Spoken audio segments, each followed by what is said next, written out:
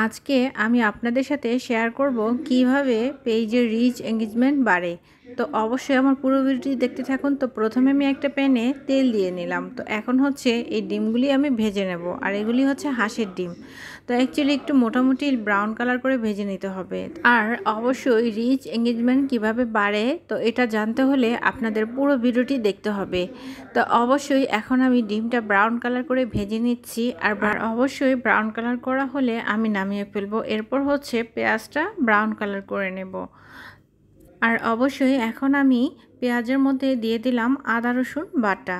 তো এরপরে দিয়ে দিচ্ছি তেজপাতা আর দিয়ে দেব হলুদ মরিচ। তো সেই আপুটা আমাকে খুব সুন্দরভাবে বুঝিয়ে বলল যে কিভাবে রিচ এঙ্গেজমেন্ট বাড়ে।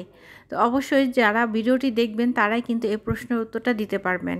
তো এই জন্য আমি বলছি বারবার যে আমার সম্পূর্ণ ভিডিওটি দেখতে থাকুন। তো এখন একটু পানি দিয়ে দিলাম। অবশ্যই মশলাটা খুব ভালো করে কষিয়ে নিতে হবে। তো আর আমরা কিন্তু সবাই জানি যে খুব মশলা যত ভালো করে কষানো হয় রান্না কিন্তু ততই ভালো বেশি মজা হয়। তো এখন হচ্ছে মশলাটা কষানো হলেই দিয়ে দিব পরিমাণ মতো আলু।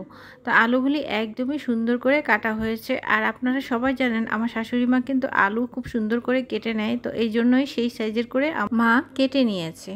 তো এখন আমি আলুটা দিয়ে খুব ভালো করে একটু কষিয়ে নেব। তো অবশ্যই পরিমাণ মতো লবণ দিয়ে দিতে হবে, কারণ লবণ ছাড়া অবশ্যই মজা লাগবে না। তো বন্ধুরা, আলুটা কষানো হলেই ঠিক পরিমাণ মতো দিয়ে দেব পানি।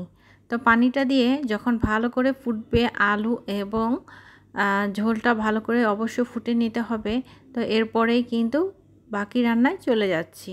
তো আর কিছুক্ষণ ঢাকা দেওয়ার পরে অবশ্যই আলুটা খুব ভালো করে সেদ্ধ হয়ে গিয়েছে। তো সেদ্ধ হয়ে যাওয়ার পরে এখন দিয়ে দিচ্ছি পরিমাণ মতো জিরে গুঁড়া। তো জিরে গুঁড়োটা দিয়ে ভালো করে নাড়তে হবে। তো বন্ধুরা, এখন আমি ভালো করে নেড়ে দিলাম। আর হচ্ছে এখন দিয়ে দিব ডিম। তো ডিমটা দেওয়ার পরে অবশ্যই আমি একটু ঢাকনা দিয়ে ভালো করে ঢেকে দিয়ে দেব। আর তো ডিমটা দিয়ে আর কিছুক্ষণ রান্না করে নিলাম। আর এইভাবে একবার ডিম রান্না করে খেয়ে দেখবেন যে কতটা মজার হয়। আমার কিন্তু ডিম অনেক পছন্দ এবং ডিম খুব ভালো লাগে খেতে।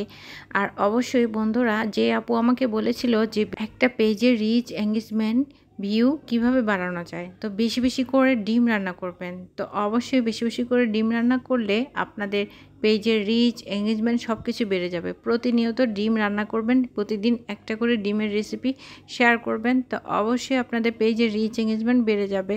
তো বন্ধুরা, আমার এই সম্পূর্ণ ভিডিওটি দেখে আপনাদের যদি ভালো লেগে যায় তো অবশ্যই আপনারা বেশি বেশি করে লাইক কমেন্ট দিয়ে পাশে থাকবেন। আর অবশ্যই আশা করি আপনাদের ভালো লেগেছে। তো এখন বন্ধুরা, আমার পুরো ভিডিওটি দেখে আপনাদের কেমন লাগলো অবশ্যই ভালো লেগেছে। আর অবশ্যই যারা ইউটিউব থেকে দেখছেন তারা সাবস্ক্রাইব করে পাশে থাকবেন। তো বন্ধুরা, আপনারা অবশ্যই বেশি বেশি করে আমার পাশে থাকবেন। যেহেতু ডিম রান্না করেছি, যেহেতু ডিম রান্না করলে নাকি বেশি বেশি করে রিচ এঙ্গেজমেন্ট বাড়ে, তো এখন হচ্ছে ধনিয়া পাতা দিয়ে নামিয়ে ফেলবো। তো ডিম রান্নাটা কেমন হয়েছে বন্ধুরা, এটা আমাকে কমেন্ট করে অবশ্যই জানাবেন। আর দেখতে কেমন হয়েছে সেটাও আমাকে একটু জানাবেন।